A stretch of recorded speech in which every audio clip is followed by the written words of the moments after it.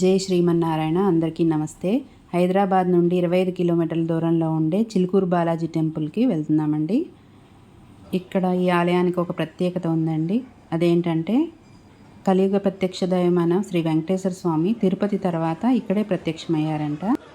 ఒక భక్తుడు చిలుకూరు నుంచి ప్రతి సంవత్సరము వెంకటేశ్వర స్వామి దర్శనానికే తిరుపతికి వెళ్ళి దర్శించుకొని వచ్చేవాడంట. ఒకసారి అనారోగ్యం కారణంగా ఆయన వెళ్ళలేక చాలా బాధపడ్డారంట. అప్పుడు వెంకటేశ్వర స్వామి ఆయన కల్లో కనబడి ఒక ప్రదేశం చూపించి అక్కడ తవ్వమని చెప్పారంట. ఆయన వెంటనే అక్కడికి వెళ్ళి తవ్వగా అక్కడ వెంకటేశ్వర స్వామి విగ్రహం కనబడిందంట. మర్నాడు మళ్ళీ ఆయన కల్లో కనబడి ఒక ఆలయాన్ని నిర్మించి ఆ విగ్రహాన్ని ప్రతిష్ఠ చేయమని చెప్పారంట. వెంటనే అతను అక్కడ ఆలయాన్ని నిర్మించి ఆ విగ్రహాన్ని ప్రతిష్ఠ చేసి చిలుకూరు బాలాజీ ఆలయంగా పేరు పెట్టారు. వీసాగాడ్గా పిలువబడే ఈ ఆలయంలో శ్రీదేవి భూదేవి సమేత వెంకటేశ్వర స్వామి విగ్రహం కనబడుతుందండి. ఎక్కువ మంది స్టూడెంట్స్ విదేశాలు వెళ్ళడానికి వీసా కోసం ఇక్కడికి వచ్చి 11 సార్లు ప్రదక్షిణ చేసి మొక్కుకొని వారి కోరిక తీరినట్లయితే 108 సార్లు వచ్చి ఇక్కడ తిరుగుతారు.